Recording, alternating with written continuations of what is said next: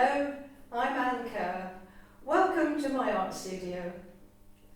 When we paint in watercolour, we sometimes forget some of the really basic things, or perhaps somebody has never told us those basic things.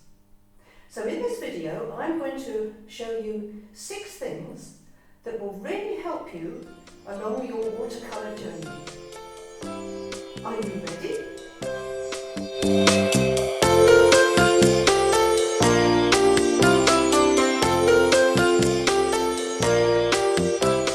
On my channel you can find tips, techniques, tutorials all about art and how to help you with your painting and your drawing. Then you can take that knowledge and go and paint or draw whatever you want, whenever you want, without any help from me or from anybody else. Now this week we're going to have a look at some of the really basic things that maybe you've forgotten, or maybe nobody has ever told you. I want to do a little bit of preparation for something I'm going to use later in the video, so I'll show you what I've done. I've put some masking tape on my watercolour paper, and I put black lines around the edge so that you can see where the tape actually is, otherwise it's just going to be white against white. And I'm going to paint the middle of that with a lovely dark wash all the way down, because I want it to dry. That's why I'm doing it now, so we can come back to it later. So all the way down to the bottom, lovely and dark. The reason I'm doing it dark is I want something to really show up, and on light paper, a light paint, it wouldn't do that. So I'll do it just once more to make it really dark. And by the way, if your paint is wet, you can paint over it as many times as you like, providing you're keeping it wet. So there's the wash, and we'll come back to that a bit later in the video. I will very often be showing you the way that I do things, but it may not be the way that you want to do things, and you have to make your own choices. But hopefully the things I do show you will guide you along the way so that you can make up your own mind. I have no right to tell you what's right and what's wrong with watercolour, because there are no rights and wrongs. It's whatever you want to do to make a painting that's pleasing to you. We all have different techniques, we all have different styles, and we have to develop those styles in whatever way suits us. The first thing I want to tell you about is, and you've probably heard this 100 times before, you must have good materials. And your most important watercolour material, surprisingly maybe, is your paper. So always invest in good paper and cut back on everything else if you need to. The second thing is stop rushing. You don't need to paint a whole picture the first time you start watercolours. Imagine you're learning to drive and you get into that car for the first time and you sit behind the wheel. Would you expect to be able to drive through the middle of London in your first lesson? I don't think so. So why do people expect to be able to paint an entire picture from beginning to end the first time they try watercolours? It frightens the life out of them. It would frighten the life out of me. No, you have to take your time. Learn your techniques, learn how brushes, paper and paint work, and then put them all together and have an exciting time. Okay, those are the first things. Now let's have a look down at the desk and look at the practical side, and I'll show you 1 or 2 things which you may have forgotten, or maybe nobody's told you. Now the first thing to look at is our water pot. Now if you've got a little water pot like this, and you go to wash your brush, dirty water. Now you're going to be using that dirty water to mix up your paints. So you're just going to be turning your paints muddy. So a little pot like that, when you're doing watercolours, is useless.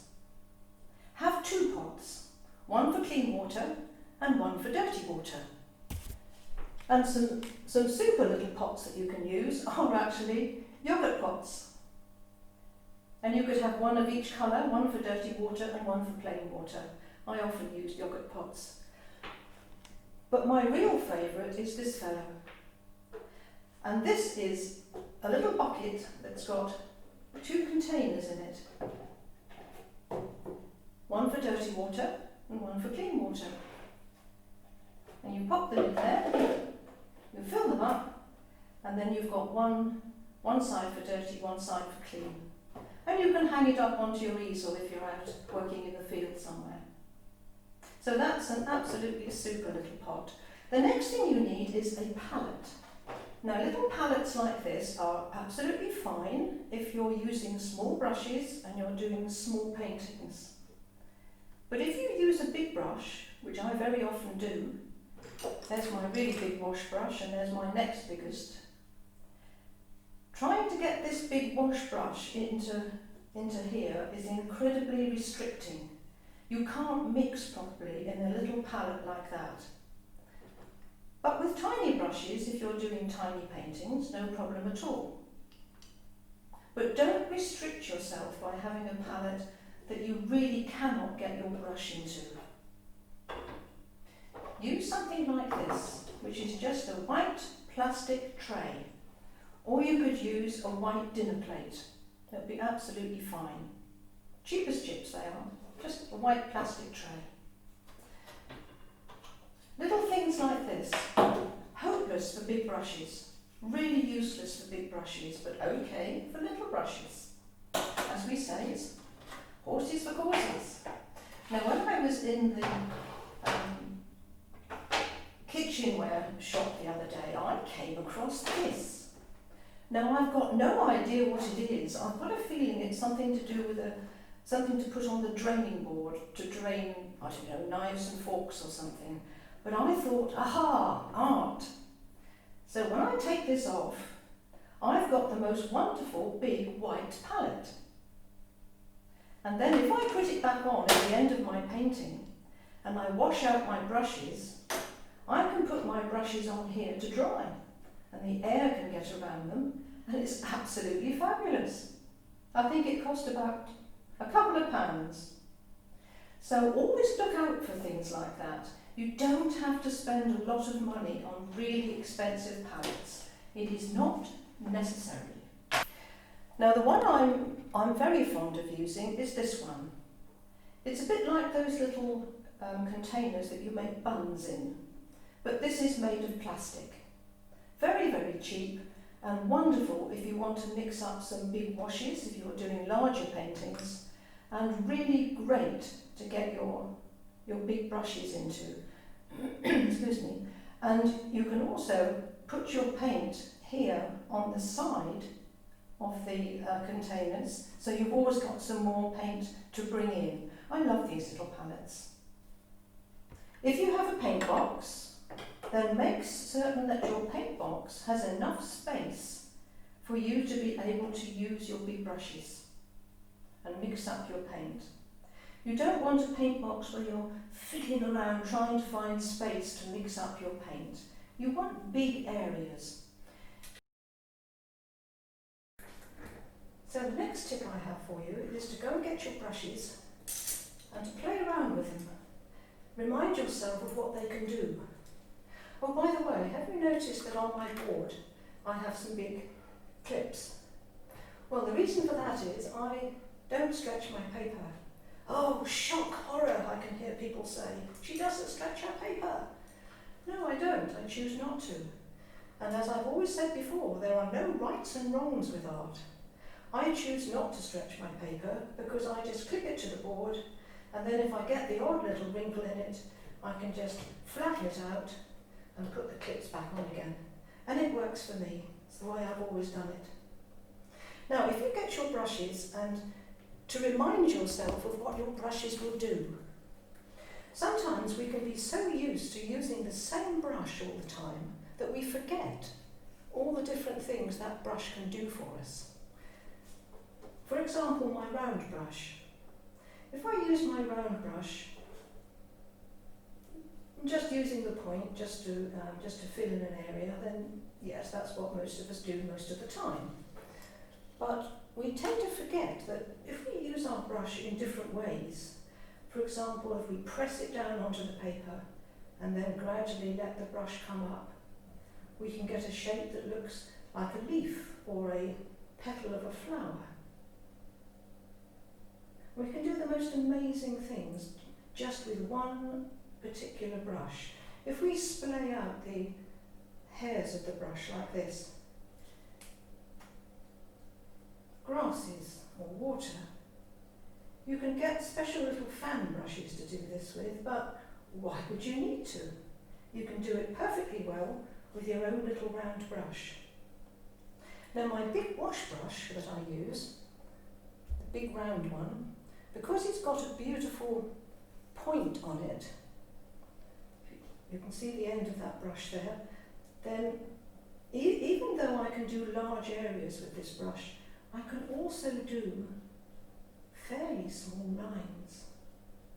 And I do most of my paintings with either this brush or my big wash brush. So get your brushes out and experiment with them and remind yourself what they will do. Put a little bit more water in there. So if I press hard with that one and then I bring it up, look at that. Brush, look. So get your brushes out and practice with them.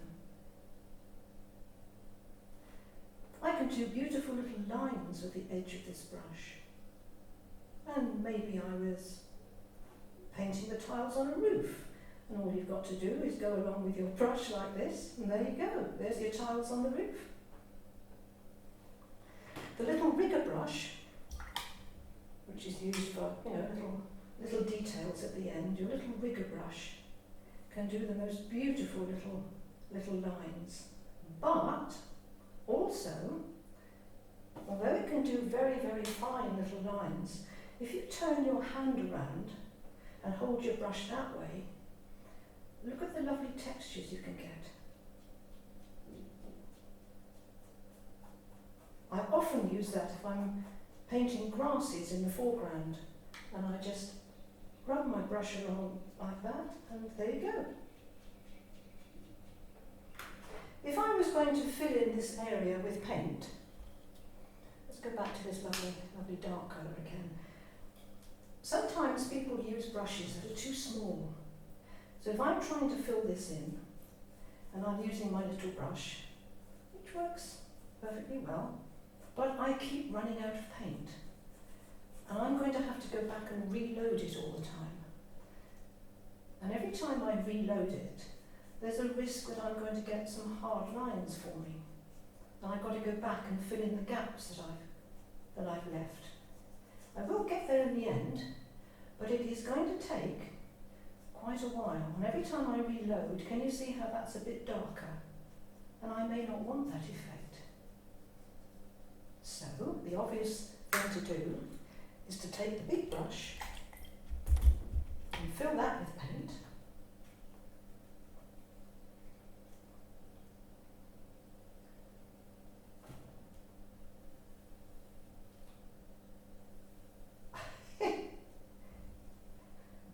Four lines and I've got to the bottom.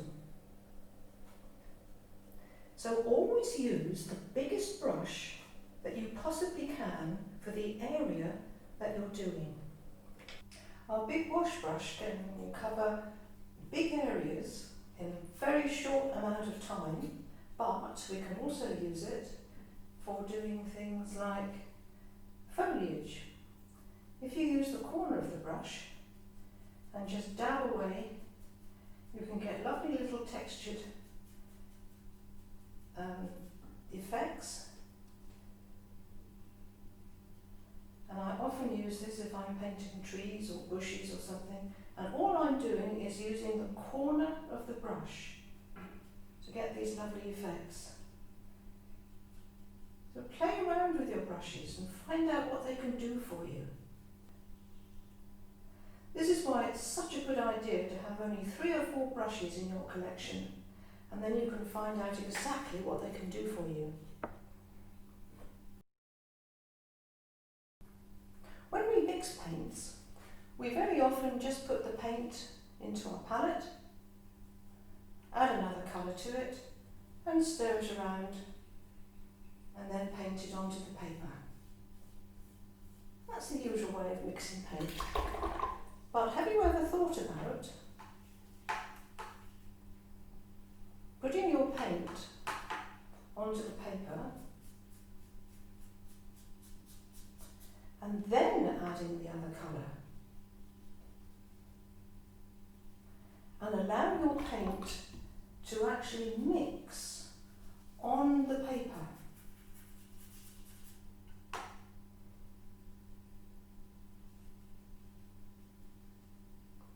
And then you can move it around. You can either do this on wet paper or you can do it on dry paper. Now, how much more interesting is that than that? Now let's go back to this one that we did earlier. Do you remember I stuck some masking tape on here and I painted a lovely wash all the way down, and I wanted to let it dry. That's why I did it earlier. So let's now take the masking tape off. And by the way, when you remove masking tape, always pull it away from your picture. If you pull it towards your picture, there's always a risk that you might rip your painting. So pull it away like that. Now, can you see what's happened? Where the tape was, the paint has collected and it's taken longer to dry than the paint in the middle. And because it's taken longer to dry, it will be wetter than the paint in the middle. And therefore it's pushed its way into the paint in the middle, trying to find, and when it gets to a dry bit, it stops. And that's where you get these little hard edges. This is one of the reasons I never stick my paper down to the board. I always put these big clips on.